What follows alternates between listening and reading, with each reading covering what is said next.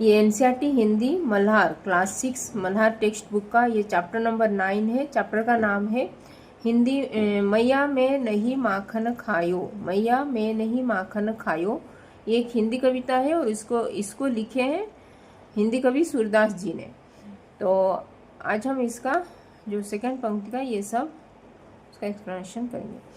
तू माता मन की अति भोरी, तू माता मन की अति भोरी, इनके कहे पतियायो।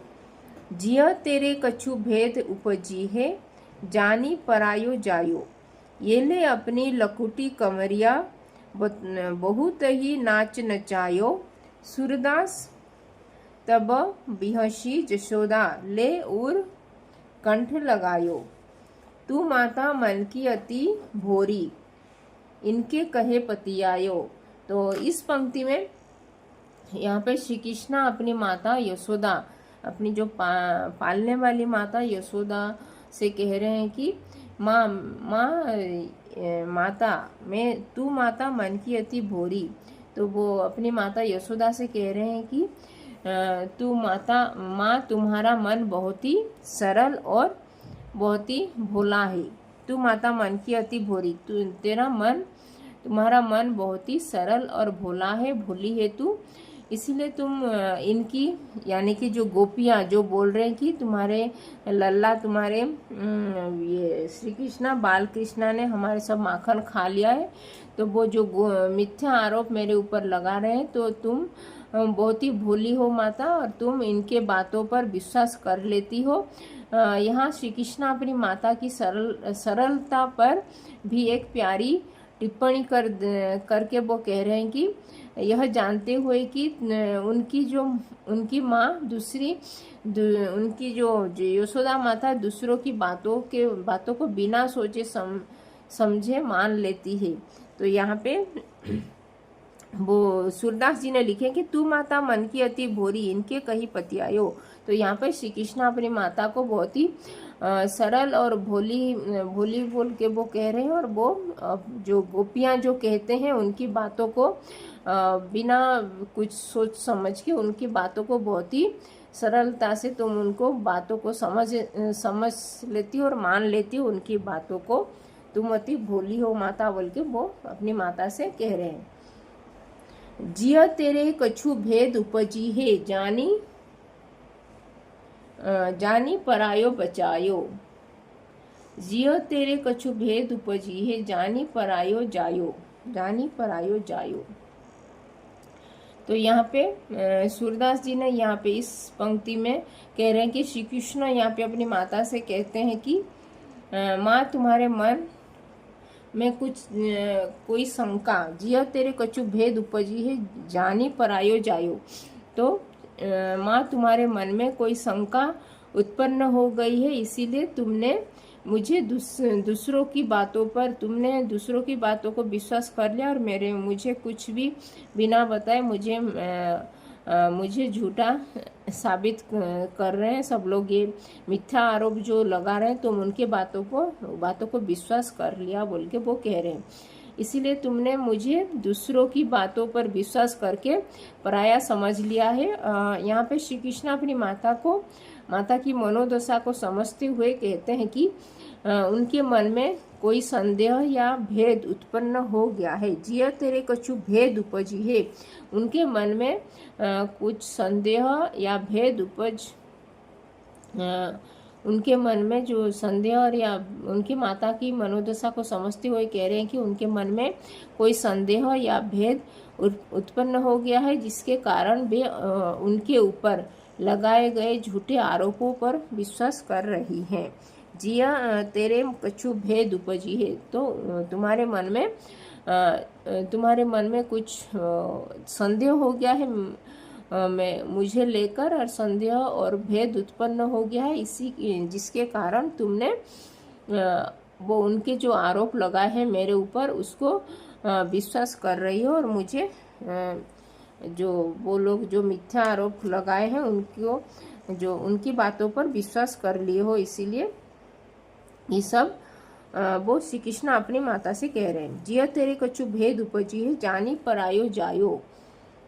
फिर ये ले अपनी लकुटी कमरिया बहुत ही नाच नचायो।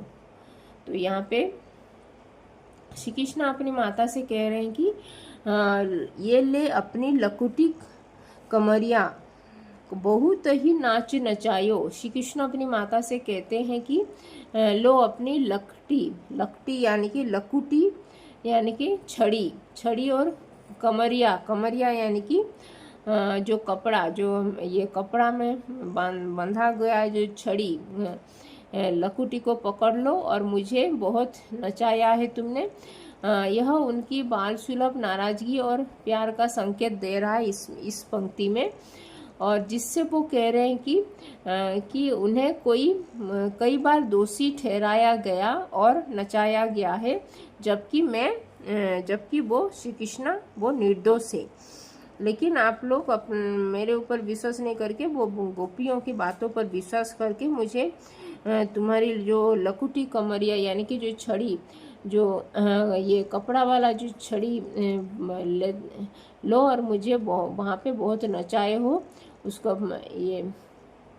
और उनकी यहाँ पे मुझे बहुत, ये फर्स्ट टाइम नहीं हुआ है, ये प्रथम बार नहीं हुआ है, बहुत ही बार हो चुका है और मुझे दोषी ठहराया गया है। और इस लकुटी कमरिया यानी कि ये जो कपड़े वाला जो छड़ी को उठा के वो नचाया गया है, जबकि वो निर्दोष है, वो माखन नहीं खाया है बोल के वो श्री कृष्ण अपनी माता के आगे कह रहे हैं। सूरदास तब बिहसी यशोदा ले उर कंठ लगायो। सूरदास तब बिहसी यशोदा ले उर कंठ लगायो। तो इसके बाद जो कवि सूरदास जी ने यहाँ पे कह रहे हैं कि यशोदा माता यहाँ पे हंस पड़ती है और उन्होंने श्री कृष्ण को अपने हृदय से लगा लिया, और यशोदा समझ जाती है कि उनके नटखट बालक जो बाल कृष्णा बहुत निर्दोष है और यह सब उनकी बाल लीला का ही हिस्सा है बोल के वो समझ लेती है वो। तो इस पंक्ति में श्री कृष्णा ने अपनी माता को शिकायत करते हुए कहते हैं कि माँ तुम्हारे मन में तुम बहुत ही भोली हो और तुम बाकी तुम्हारा मन बहुत ही सरल है और तुम बहुत ही भोली हो, और जो गोपियाँ जो कहते हैं उनकी बातों को विश्वास कर लेती हो। और वो श्री कृष्ण अपनी माता से शिकायत करते हुए वो कह रहे हैं कि माँ के मन में जब संदेह भेद उत्पन्न हो गया है और उन्होंने दूसरों की बातों पर विश्वास कर लिया है, यानी कि दूसरों की बातों यानी कि गोपियों की बातों पर विश्वास कर लिया है, फिर वो श्री कृष्णा वह भी कहते हैं कि उन्होंने कई बार झूठे आरोपी में फंसाए, उनको झूठे आरोप में बहुत बार फंसाया गया है। और अंत में माँ यशोदा हंसते हुए अपने बाल श्री कृष्णा को गले लगा लेते हैं और जिससे उनका सारा गुस्सा और नाराजगी खत्म हो जाता है, और उनकी जो सारा गुस्सा जो नाराजगी वो कर रहे थे श्री कृष्ण के ऊपर वो खत्म हो जाती है। और यह श्री कृष्ण की नटखट और मासूम स्वभाव का एक सुंदर चित्रण यहाँ पे सूरदास जी ने इस पंक्ति के माध्यम से दर्शाए हैं। तो ये था मैया मैं नहीं माखन खायो, इस पंक्ति का ये भावार्थ। तू माता मन की अति भोरी, इनके कहे पतियायो, जिया तेरे कछु भेद उपजी है, जानी परायो जायो, ये ले अपनी लकुटी कमरिया बहुत ही नाच नचायो, सूरदास तब बिहसी यशोदा ले उर कंठ लगायो। थैंक यू, धन्यवाद। ये था मैया मैंने माखन खायो, चैप्टर नंबर 9, एनसीईआरटी हिंदी, ये जो मल्हार क्लास 6 का टेक्स्ट बुक का चैप्टर नंबर 9 मैया मैं नहीं माखन खायो का भावार्थ। तो धन्यवाद, थैंक यू।